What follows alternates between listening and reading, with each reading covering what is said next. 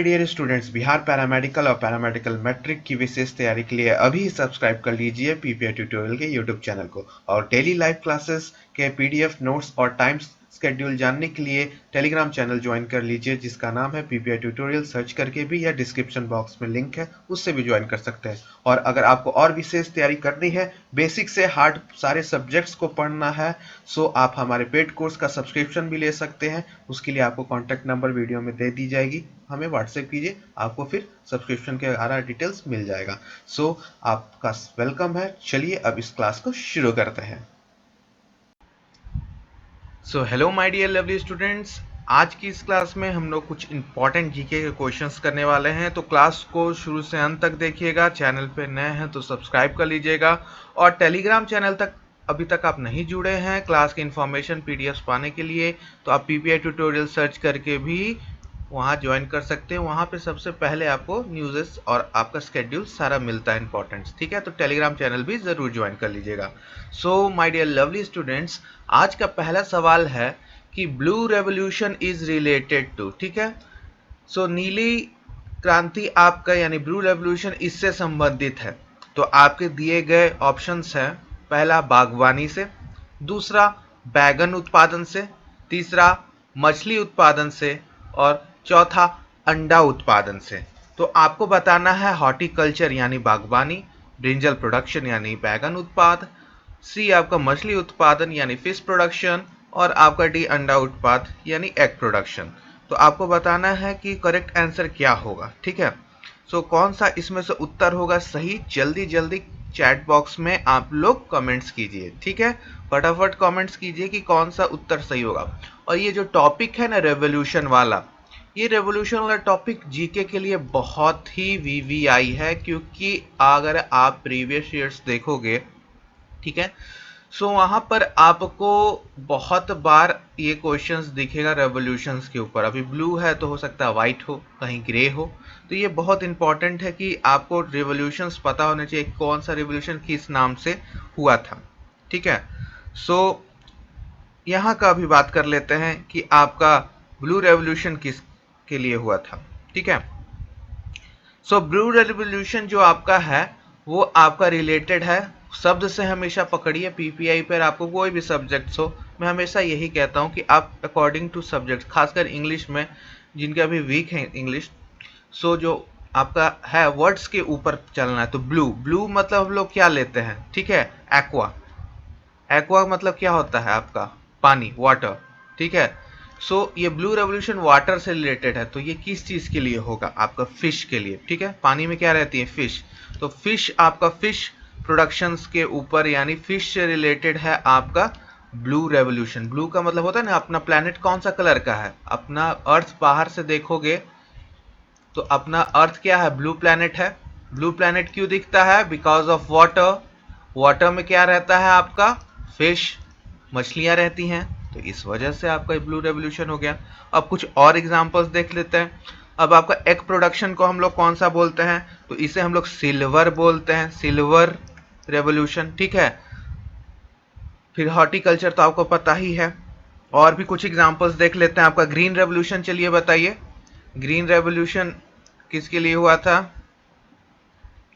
Green revolution, yes, agriculture, खेती में। फिर आपका व्हाइट रेवोल्यूशन किस लिए हुआ था, ये सब नोट डाउन कर लीजिएगा माय डियर लवली स्टूडेंट्स। बात समझ में आ रही ना सभी को। तो व्हाइट रेवोल्यूशन किस लिए हुआ था, डेयरी प्रोडक्ट्स के लिए यानी मिल्क वगैरह के लिए, ठीक है। फिर आपका आता है पिंक रेवोल्यूशन। पिंक, पिंक आपका किस लिए हुआ था, तो ओनियंस और प्रॉन्स के लिए। प्रॉन्स एक तरह का मछली तो नहीं कहते हैं इसे, लेकिन प्रॉन्स आपका हम लोग खाते हैं, जो झींगा बोलते हैं, ठीक है। मछली तो नहीं है, वो इंसेक्ट है, लेकिन हम लोग उसको मछली समझ के खाते हैं। ये बायोलॉजी में आप देखोगे तो ये इंसेक्ट में आएगा, अर्थोपोडा में, लेकिन हम लोग इसे एज अ मछली हम लोग सेवन करते हैं सब समझ के, ठीक है। तो ये हो गया आपका, इरेज कर रहा हूँ स्क्रीन में, ठीक है। फिर उसके बाद और कुछ इंपॉर्टेंट, हाँ, फर्टिलाइजर्स वाला देख लेते हैं। फर्टिलाइजर्स यानी आपका हुआ था, तो उसको कौन सा क्रांति बोलते हैं, तो ग्रे, ग्रे रेवोल्यूशन, ठीक है। तो इसका लिस्ट बना लीजिएगा और क्वेश्चंस आपको रेवोल्यूशंस के ऊपर देखते मिलेगा, ठीक है, दिखने को बहुत बार मिलेगा। तो फर्टिलाइजर्स, खाद्य के ऊपर, ठीक है। और भी बहुत सारा है, रेड है, सिल्वर फाइबर है, बहुत सारा येलो है। तो वो सब ज़्यादा इम्पोर्टेंट नहीं है, जो इम्पोर्टेंट था मैंने आपको बता दिया, ठीक है। और इसी प्रकार से आपको सारा सब्जेक्ट्स डिटेल में करा जाएगा। और जो बच्चे नए हैं तो आप पीआर ट्यूटोरियल को सब्सक्राइब कर लीजिए इसी तरह के डेली लाइव क्लासेस पाने के लिए, और टेलीग्राम चैनल जरूर ज्वाइन कीजिएगा, ठीक है। इसका लिंक डिस्क्रिप्शन बॉक्स में भी मिल जाएगा। Vermiculture is related to, यानी वर्मी कल्चर इससे संबंधित है केचुआ, मधुमक्खी, तरबूज, ग्रेप्स, ठीक है। सो वर्मी कल्चर ये एक बायोलॉजी का शब्द है, और जो भी पैरामेडिकल के स्टूडेंट है तो उनको पता ही होगा कि वर्मी कल्चर का संबंध यहाँ पे ऑप्शंस, गिवन ऑप्शंस में किससे है। आप लोगों ने एक वर्ड तो सुना ही होगा, वर्मी कंपोस्टिंग। याद है कि नहीं सभी को वर्मी कंपोस्टिंग? तो ये किस वजह से होता है? केचुओं के वजह से, यानी अर्थवॉर्म्स। तो अर्थवॉर्म्स का हम लोग यूज करते हैं ना वर्मी कंपोस्टिंग यानी खाद बनाने के लिए, और इससे बहुत ही बढ़िया खाद बनता है आपका अर्थवॉर्म्स की वजह से। तो ये केचुआ चला जाएगा। मधुमक्खी होगा नहीं, मधुमक्खी को हम लोग क्या बोलते हैं? एपीकल्चर, मधुमक्खी पालन को एपीकल्चर। वाटरमेलन ग्रेप्स तो होगा ही नहीं। तो देखिए, आपको यहाँ पर मैं सिर्फ सही उत्तर और डिटेल में आंसर नहीं बताऊंगा। यहाँ पर चूंकि आप लोग जानते हो कि we are all paramedical qualified, जो भी टीचर्स आपको यहाँ पढ़ाते हैं या यहाँ या पेड कोर्स में, सारे आपके पैरामेडिकल क्वालिफाइड है। तो आपको सिर्फ यहाँ पे सही उत्तर और डिटेल में ना बताकर आपको सही तरह से गाइडेंस भी दिया जाता है। कहने का मतलब ये है कि आपको वो हर तरीका बताया जाएगा कि किस प्रकार से आप अपना रिजल्ट को बेस्ट कर सकते हो, ठीक है। सो यहाँ पर आपको कैसे करना है? अब अगर आपको कभी पता ना चले कि क्या सही उत्तर है, चाहे एग्जामिनेशन हो चाहे कहीं का भी एमसीक्यू वाला में हो, तो हमेशा एलिमिनेशन मेथड यूज कीजिए, जहां पर आपको जो बिल्कुल ही नहीं लगता है कि वो ऑप्शन होगा उसको काट दीजिए, ठीक है। तो ऑप्शंस दो में, ए और बी में 50-50 का चांस आ जाता है। तो फिर कोशिश कीजिए कि शब्द पकड़िए कि क्या कहना चाह रहा है। तो वर्मी कल्चर है तो वर्मी कंपोस्टिंग, और वर्मी कंपोस्टिंग हमेशा अर्थवर्म से रिलेटेड है, केचुओं से। तो इस प्रकार से आपको आगे और भी ट्रिक्स और मेथड्स बताए जाएंगे कि किस प्रकार से आपको करना है, ठीक है। तो चलिए नेक्स्ट क्वेश्चन की ओर चलते हैं। मजा आ रहा है ना सभी को? एक बार लाइक कर दीजिए, बहुत मेहनत लगता है आप लोगों के लिए क्लासेस प्रिपेयर करना, ठीक है। जल्दी से लाइक कर दीजिए सभी कोई। चलिए नेक्स्ट क्वेश्चन पे चलते हैं।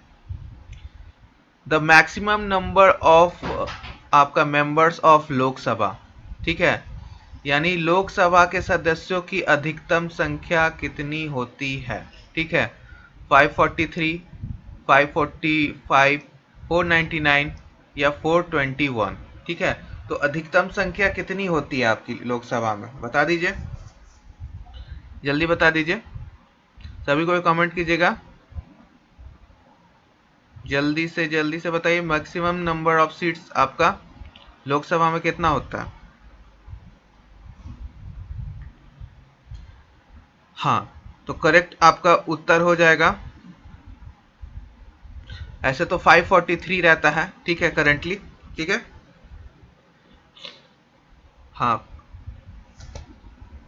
सो पहले तो 543 था, ठीक है, लेकिन अब 545 होता है, ठीक है। अधिकतम कितना रहता है? अगर मैक्सिमम पूछा जाएगा नंबर ऑफ मेंबर्स जो हो सकते हैं, यानी सीट्स अवेलेबल रहता है, वो 552 रहता है, ठीक है। ये हो गया आपका लोकसभा, यानी इसको लोअर हाउस बोलते हैं, ठीक है।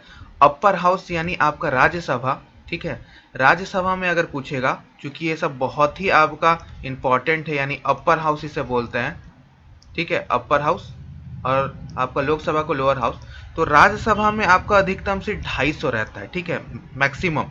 लेकिन अभी फिलहाल में आपका 245 है, जिसमें कि आपका 233 आपका इलेक्टेड होता है, और 12 जो आपका प्रेसिडेंट के द्वारा मनोनीत यानी आपका अपॉइंट किया जाता है। तो ये जरूर याद रखिएगा कि आपका 245 रहता है, जिसमें 233 आपका इलेक्टेड रहता है, चुनाव के द्वारा चुन के आते हैं, और 12 आपका प्रेसिडेंट को पावर रहता है आपका अपॉइंट करने का। तो ये क्वेश्चंस बहुत ही इंपॉर्टेंट आपका रहता है, ठीक है। तो इसको अच्छे से कीजिएगा, ठीक है। सो ये आपका बहुत ही इंपॉर्टेंट है, ठीक। तो ये क्वेश्चंस को हमेशा आप लोग याद कर लीजिएगा, और इसको वीवीआई कर लीजिएगा, ठीक है, क्योंकि ये सब क्वेश्चंस नॉर्मल है जो आते रहते रहे, ठीक है। चलिए नेक्स्ट क्वेश्चन पे चलते हैं। देखिए फिर एक क्वेश्चन आ गया, how many sessions are there in a year of Indian parliament. ठीक है, भारतीय संसद के एक वर्ष में कितने सत्र होते हैं। सो आपको बताना है how many sessions are there in a year of Indian parliament. तो जल्दी से बता दीजिए, 4, 6, 3 या 5 कितने होते हैं, जल्दी बता दीजिए। तो जल्दी जल्दी आंसर दे दीजिएगा। सो आपका बेसिकली कितने होते हैं, जल्दी बता दीजिए। हाँ, तो आपका सेशंस हो जाते हैं टोटल 3। ठीक है, पहला इसको बजट सेशन बोलते हैं। ठीक है, पहले को हम लोग क्या बोलते हैं, बजट सेशन। ठीक है, तो बजट सेशन आपका कब से कब तक चलता है, बता दीजिए जल्दी से, जल्दी बताइए। बजट सेशन कब से स्टार्ट होता है, तो ये फरवरी टू मई होता है। ठीक है, आपका फरवरी टू मई। ठीक है, नेक्स्ट है आपका कौन सा सेशन, बता दीजिए। नेक्स्ट दूसरा सेशन आपका मॉनसून सेशन, जुलाई टू सितंबर। मॉनसून सेशन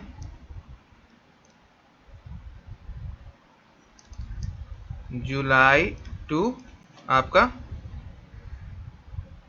सितंबर। ठीक है, थर्ड आपका होता है विंटर सेशन, विंटर सेशन। ठीक है, ये आपका नवंबर महीने से दिसंबर तक चलता है। ठीक है, तो आपके 3 सेशन हो जाते हैं। ठीक है, बजट सेशन यानी बजट उसमें होता है, फिर मानसून सेशन, फिर आपका विंटर सेशन। तो ऑप्शन नंबर सी सही उत्तर हुआ। ठीक है, इसको भी वीवीआई कर लीजिएगा। नेक्स्ट क्वेश्चन पे चले, जल्दी जल्दी कमेंट्स कीजिए, यस एक बार टाइप कर दीजिए चैट बॉक्स में। चलिए नेक्स्ट प्रश्न की ओर चलते हैं। The origin of Godavari river is, यानी गोदावरी नदी का उद्गम स्थल क्या है, नासिक, क्रुक, रायपुर या उदयपुर, जल्दी बता दीजिए। सो आपको बताना है the origin of Godavari river, कहां से आपका गोदावरी रिवर का ओरिजिन हुआ है, जल्दी जल्दी कमेंट्स कीजिए, जल्दी बता दीजिए। हाँ, सो ये आपका नासिक से है, यानी महाराष्ट्र में, महाराष्ट्र। ठीक है, महाराष्ट्र में। ठीक है, यानी ऑप्शन नंबर ए आपका सही हो गया। ठीक है, चलिए ये सब आपका इंपॉर्टेंट है। ठीक है, तो चलिए नेक्स्ट प्रश्न की ओर चलते हैं। सो नेक्स्ट प्रश्न है, स्वतंत्र भारत के सर्वप्रथम केंद्रीय शिक्षा मंत्री कौन थे, यानी the first union education minister of independent India. तो आपका है मालवांकर, नरेंद्र सिंह, अब्दुल कलाम आजाद या राधे कृष्ण। तो आपको ए बी सी डी में से बताना है कौन थे। तो चलिए एक हिंट देता हूं, इनके बर्थडे को आपका नेशनल एजुकेशन डे भी मनाया जाता है। सो ये नन अदर देन आपके अब्दुल कलाम आजाद हैं, यानी मौलाना। ठीक है, मौलाना अब्दुल कलाम आजाद। ठीक है, तो ये आपके क्या हो गए, ऑप्शन नंबर सी, मौलाना अब्दुल कलाम आजाद। अब आपको बताना है कि नेशनल एजुकेशन डे किस दिन मनाया जाता है। तो ये आपका होमवर्क है, आपको एक्स्ट्रा पॉइंट्स में इसे नोट डाउन कर लेना है। ठीक है, सो नेक्स्ट क्वेश्चन की ओर बढ़ा जाए। तो चलिए नेक्स्ट क्वेश्चन की ओर चलते हैं। सो नेक्स्ट क्वेश्चन है क्वेश्चन नंबर आपका 7। In India in 2015 India signed a RIMA related agreement with this country। Bharat ने 2015 में इस देश के साथ आपका सीमा होगा, मैंने रीमा लिख दिया है। ठीक है, सीमा समझौता किया, नेपाल, बांग्लादेश, पाकिस्तान या श्रीलंका। तो करेक्ट उत्तर हो जाएगा बांग्लादेश के साथ हमने 2015 में आपका सीमा रिलेटेड आपका सीमा समझौता किया था, ठीक है। तो इसका करेक्ट उत्तर ये बांग्लादेश हो जाएगा। और ये करंट अफेयर का है, तो ये प्रीवियस ईयर का क्वेश्चन है, तो ये आपका प्रीवियस ईयर का सवाल है, तो उस टाइम का क्वेश्चन के हिसाब से पूछा गया था। सो आपको अभी का करंट अफेयर्स पे ज़्यादा फोकस करना है, तो इस पे आपको ज़्यादा फोकस नहीं करना है इस क्वेश्चन के ऊपर, ठीक है, क्योंकि अभी का करंट रिलेटेड पूछेगा 2022, 2021, 2020 ये सबका, ठीक है। नेक्स्ट क्वेश्चन पे चले। The road in Delhi was renamed as APJ Abdul Kalam Marg, ठीक है। दिल्ली में इस मार्ग को नाम बदलकर एपीजे अब्दुल कलाम मार्ग रख दिया गया। औरंगजेब का मार्ग, अकबर मार्ग, महात्मा गांधी मार्ग, अशोक मार्ग, बता दीजिए कौन सा सही होगा। तो औरंगजेब मार्ग, अकबर मार्ग, महात्मा गांधी मार्ग या आपका अशोक मार्ग। तो करेक्ट उत्तर आपका हो जाएगा यस, औरंगजेब मार्ग को आपको बदलकर एपीजे अब्दुल कलाम मार्ग रख दिया गया, ठीक है। अब औरंगजेब था जो एक क्रूर, बहुत क्रूर शासक था, ठीक है, तो इस वजह से इनका हटाकर रख दिया गया, ठीक है। नेक्स्ट क्वेश्चन पे चलते हैं। Who along with Satyarthi received the Nobel peace पुरस्कार, किससे सत्यार्थी के साथ आपको नोबेल शांति पुरस्कार मिला। ये उस टाइम का है, आपको अभी का नोबेल करंट में जानना चाहिए, ठीक है। तो आपको एंगसन ड्यूटन, मलाला ताकाकी कजेता, आपका ललिता बार्बर, किसको मिला था। तो करेक्ट उत्तर हो जाएगा आपका मलाला को, ठीक है। नेक्स्ट क्वेश्चन पे चलते हैं। Copenhagen is the capital of this country. तो आपको कोपेनहेगन बताना है, इस देश की राजधानी है। Germany, Norway, Denmark, Sweden. तो करेक्ट उत्तर क्या हो जाएगा, डेनमार्क की, ठीक है। तो आपका सी ऑप्शन करेक्ट है, डेनमार्क, ठीक है। कभी कभी कैपिटल्स के ऊपर हमेशा पूछता है सवाल, ठीक है। तो ये आपका अनडिफाइंड है, कोई भी कंट्री का कैपिटल पूछ सकता है, तो आपको सब याद करना होगा, ठीक है, एक क्वेश्चंस के लिए। तो जीके इसलिए मैं बोलता हूँ under the sky everything is GK, मतलब जीके का बहुत ही वास्ट सिलेबस है, ठीक है। Usain bolt participated in the athletics for the country. Usain bolt ने एथलेटिक में इस देश के लिए इस तरफ से भाग लिया था, ठीक है, बता दीजिए। America, Ethiopia, Kenya, Jamaica. तो ये आपके जमाइका के हैं, ठीक है। हुसैन बोल्ट के बहुत सारे रिकॉर्ड्स हैं। सबसे कम समय में इन्होंने 100 मीटर फिनिश किया है, कितने मिनट, सॉरी कितने सेकंड्स में, ये आप लोग को होमवर्क है, और जिनको पता है कमेंट्स में बताइए 100 मीटर का वर्ल्ड रिकॉर्ड क्या है, आपको कमेंट करना है, ठीक है। चलिए नेक्स्ट सवाल की ओर चलते हैं। तो चलिए नेक्स्ट सवाल की ओर चलते हैं। नेक्स्ट प्रश्न आपसे मेरे प्रिय विद्यार्थियों, हमारे पीआई के सोल्जर्स, पूछा जा रहा है कि विच कार्टूनिस्ट डाइड इन जनवरी 2016। किस कार्टूनिस्ट की जनवरी 2016 में मृत्यु हुई। First option is that R K Lakshman, second one is Sudhir Telang, third is Nekchand and fourth one is Baba Saheb Thackeray. तो किसकी मृत्यु हुई थी। तो ये एक करंट अफेयर का क्वेश्चन है, जो कि प्रीवियस ईयर के हिसाब से उस समय का पूछा गया है, लेकिन ये ज़्यादा इंपॉर्टेंट नहीं रखता है, ठीक है। सो सुधीर तेलंग इसका करेक्ट उत्तर होगा, जो कि कार्टूनिस्ट थे जिनकी मृत्यु जनवरी 2016 में हुई थी, ठीक है।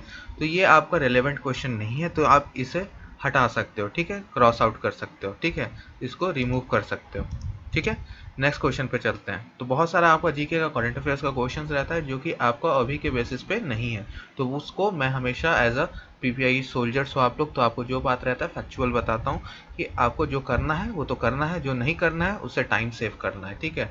सो 13 क्वेश्चन पे चलते हैं। This is the Harper Lee most recent novel after To Kill a Mockingbird. The To Kill a Mockingbird के पश्चात हार्पर ली का हाल ही में एक उपन्यास, यानी आपका नोवेल कौन सा था। तो God help the child, the buried giant, go sit with a watchman और डी द पास्ट, ठीक है। तो आपको बताना है सही उत्तर क्या होगा। तो ये आपका रटने वाला प्रश्न है, तो go sit set a watchman, तो ये आपका सही उत्तर हो गया, ठीक है। नेक्स्ट क्वेश्चन पे चलते हैं, ठीक है। तो ये सब क्वेश्चंस आपको याद रखने हैं। सियोन ऑफ इश्कवाकू इज ऑथर्ड बाय, यानी सियोन ऑफ इश्कवाकू के लेखक कौन है। अमीश त्रिपाठी, राजकमल झा, किरण नागकर या डी संजय सहोटा। तो आपका सही उत्तर कौन सा होंगे, ठीक है। तो आपका सही उत्तर कौन सा होंगे तो आप बता दीजिए। तो अमीश त्रिपाठी इसका सही उत्तर है। इसको भी आपको याद रखना होगा, ठीक है, क्योंकि बहुत सारा ऑथर्स के ऊपर आता है तो सभी को याद रखना पॉसिबल नहीं है। तो ये सब रिमेम्बरिंग वाला पार्ट है आपका। बात समझ में आ रही सभी को? एक बार यस टाइप कर दीजिए। Is that understood to everyone? Should I move to next question? चलिए नेक्स्ट क्वेश्चन पे चलते हैं। क्वेश्चन नंबर 15 बहुत ही इंपॉर्टेंट और वीवीआई है। Plutonium was discovered by. देखिए साइंस सेक्शन में कभी ये सब नहीं पूछेगा डिस्कवरी के बारे में, किसने खोजा न्यूक्लियस, आपका प्रोटॉन, इलेक्ट्रॉन, न्यूट्रॉन, बायोलॉजी में न्यूक्लियस, सेल किसने खोजा, लेकिन ज्योग्राफी सेक्शन में आपको ये मिल जाएगा। तो ये आपका वीवीआई है। तो प्लूटोनियम की खोज किसने की थी? रॉजिंगटन, मैरी क्यूरी, सीबॉर्ग या रदरफोर्ड, ठीक है। तो आपको रॉजिंगटन नहीं होगा, मैरी क्यूरी भी नहीं होगा, रदरफोर्ड भी नहीं होगा, क्योंकि हमें पता है कि इन्होंने क्या खोज की थी और होमवर्क है आपका कि इन्होंने क्या डिस्कवर किया था। एक्सरे किसने खोजा था, न्यूक्लियस, प्रोटॉन, इलेक्ट्रॉन, न्यूट्रॉन, ये सब आपको चार्ट बना लेना है, ठीक है। तो सीबॉर्ग इसका सही उत्तर निकल के आ रहा है, ठीक है। इन्होंने प्लूटोनियम की खोज की थी, ठीक है। नेक्स्ट क्वेश्चन पे चले। Jonas Salk was the inventor of. Jonas Salk इसके आविष्कारक थे। डीडीटी, पोलियो का टीका, इंसुलिन, सल्फा ड्रग, बता दीजिए। So polio is the correct answer, ठीक है।